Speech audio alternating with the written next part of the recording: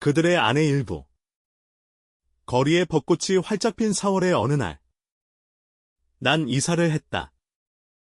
혼자만의 자취 생활에 이제 익숙해져갈 무렵, 좀 더 일터에서 가까운 곳으로 이사를 한 것. 아무래도 아침 출근이 여전히 내겐 부담스러웠다. 밤이 길었다. 겨울엔 따뜻한 곳을 찾게 되니 그만큼 잠도 잘 왔다. 그러나 이렇게 날씨가 좋은 봄이 오니 혼자인 난 여러 가지 상념으로 쉽게 잠을 이루지 못했다. 집은 구옥이다. 수도가가 있는 마당이 있고 또 자그마한 화단도 있다. 30대 후반으로 보이는 부부가 이 집의 주인이다. 간단한 인사와 약간의 주의사항이나 공과금 등에 대한 얘기를 주고받는 것으로 나의 이사는 마무리됐다. 주인 부부가 사는 안채는 마당으로 바로 통해 있는 마루의 안쪽에 있다. 그리고 주인 부부에게는 아들과 딸이 한 명씩 있다. 중학생으로 보이는. 별일 없이 나의 일상은 새로운 곳에서 시작돼 간다. 여전히 아침에 정신없는 출근과 적당한 바쁨 속의 직장 생활. 그리고 좀 무료하기에 뭔가를 항상 그리게 되는 오후 시간들. 유통이 나의 일이다. 트럭에 음료수를 가득히 싣고서 거래처를 돌며 납품하는 일.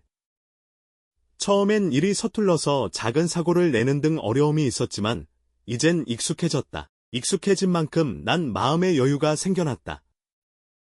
그 여유란 게 주로 내가 납품하는 슈퍼주인들과 잡담을 나눌 수 있는 마음의 그것이다.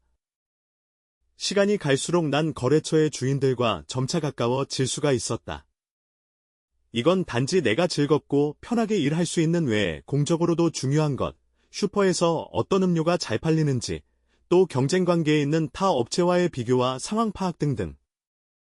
아무래도 실적을 최소한 줄이지 않기 위해선 이렇듯 그들과 친해져야 할 필요가 있다. 그 중에 한 슈퍼의 주인과는 꽤 친하게 됐다. 거의 아줌마 혼자서 슈퍼를 운영한다. 40이 가까워 보이는 이 아줌마의 남편은 어쩌다 볼 수 있게 된다. 가게는 거의 아내에게 맡긴 채로 자신의 취미에 푹 빠져 산다. 기원에 들락거리며 내기 바둑을 두거나 날씨 좋으면 인근의 낚시터로 가거나. 처음엔 그런 남편에 대해서 이 아줌마가 불평과 불만을 가지고 있을 거라 여겼다. 그러나 얘기를 나누다 보니 그게 아니었다. 남편이 전에는 공무원이었다. 헌데 비리에 연루돼 옷을 벗게 된 것, 사실 우리나라 공무원이란 직업을 가진 사람 중에 정말 청렴한 사람이 몇이나 되겠는가? 암튼 일자리를 쫄지에 쫓겨나서 방황하다가 퇴직금과 그동안 모아놓은 돈으로 이 슈퍼를 하게 됐다고 한다. 그런데 남편의 문제는 그때부터다. 공직에 있었던 사람 특유의 좀 권위적이고 딱딱하고 깐깐한 태도. 이런 스타일을 가진 채로 서비스 업종인 슈퍼를 하다 보니 자연히 말썽이 많았다. 때때로 손님들과 싸우는 일도 벌어진 것, 오랫동안 공직에만 있었던 그로선 이런 환경의 변화에 큰 스트레스를 받게 되었다. 결국 보다 못한 아줌마의 제의로 이 슈퍼는 아내가 맡기로 하게 된 것이다. 헌데 아줌마는 성격이 상냥하고 사람을 좋아하는 타입이라 적성이 맞았고 그런 탓에 장사도 잘 되어 보였다. 난 이곳에 들리게 되면 다른 거래처보다 많은 시간을 보내게 된다. 아줌마와 이런저런 얘기를 나누다 보니 그래서 항상 마지막으로 이곳을 들린다. 시간에 쫓기지 않으려고. 오늘도 사람 좋은 이 아줌마가 반갑게 나를 맞는다. 그래도 삭막한 사회 속에서 어째든 이렇게 정감있게 대할 수 있는 곳이 있다는 것은 내게도 즐거움이다. 아줌마와 이런저런 얘기를 나누고 있을 무렵 남편이 왔다. 우린 가볍게 인사를 했다. 남편 역시도 내게 편하게 대해준다. 물론 내가 깍듯이 예의를 차린 결과다. 이제는 나를 어린 동생쯤으로 여겨준다. 그러다 낚시 얘기가 나왔다. 나 역시 낚시를 좋아한다. 경치 좋은 자연 속에서 낚시대를 들이우고 있노라면 몸과 마음의 온갖 스트레스가 풀린다. 또 낚시꾼들이야 다 알지만 그 손맛. 바늘에 걸린 붕어를 챌 때의 손맛은 정말 즐거운 낚시의 매력이다. 이번 일요일에 슈퍼문을 닫고 토요일 밤에 밤낚시를 가는데 함께 가자고 한다. 좋습니다. 난 흔쾌히 대답했다. 어차피 방구석에서 TV나 보며 보낼 나의 일요일이기에 난 이런 제의가 반가웠다. 이곳엔 난 친구가 아직 없다.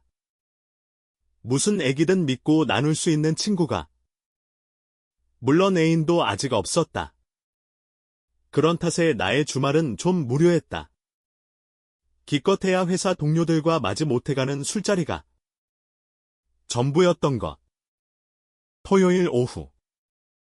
난 좀 서둘러 거래처를 모두 돌았다. 오래간만에 밤낚시에 기대감으로 후다기를 해치웠다. 그런 후에 와보니 벌써 아줌마와 남편이 준비를 마치고 날 기다리고 있다. 하하. 이런 웃음으로 우린 인사를 대신하고 함께 차에 올랐다. 남편이 모는 봉고차를 타고 우리 낚시터로 향했다. 남편은 물론 아줌마도 오랜만에 나들이가 즐거운지 연방 웃음소리를 낸다. 전망 좋은 저수지의 안쪽에 자리를 잡았다. 멀찍이 드문드문 사람들이 보일 만큼 좀 한적하고 조용한 곳, 낚시 준비를 마치고 또 텐트를 다 쳤을 무렵 아줌마가 미리 가져온 삼겹살을 구워서 바로 저녁 식사를 했다. 소주를 주거니 받거니 하면서 어느새 시간은 자정이 넘어간다. 다시 출출해져 우린 텐트 안으로 들어가 소주잔을 기울였다. 그러다가 난 잠을 잤다. 아줌마와 남편은 다시 낚시를 하고 꿈이 깼다. 꿈속에서의 격렬한 움직임에 내 스스로 잠이 깬 것이다. 눈을 떠보고 나서 난 깜짝 놀랐다.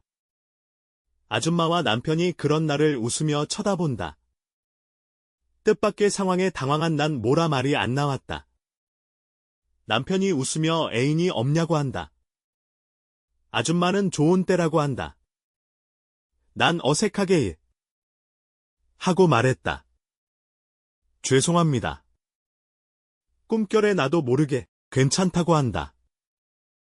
총각이 그런 거야 당연하다는 듯이 부부가 말해주니 비로소 난 어색함에서 벗어날 수가 있었다. 그러다가 다시 잠이 들었다. 헌데 잠이 오질 않는다. 그렇게 잠을 못 이루고 있는데 문득 내 자지에 손길이 느껴진다. 아줌마의 손길이다. 난 너무 좋았다. 아줌마의 남편이 바로 저 옆에 누워있건만 난 전혀 걱정이 없었고 난 흘깃 남편을 보았다. 흥분한 표정의 남편. 난 또다시 당황스러웠다. 뭐가 어찌 돼가는 건지. 분명 남편은 이 상황을 즐기고 있다는 느낌이 왔기에 그것을 깨달았을 때 난 더 이상 주저하거나 망설일 필요가 없음을 알았다. 아줌마. 그리고 아저씨. 정말 고맙습니다. 정말인가? 남편이 웃으며 말하더니 이보게.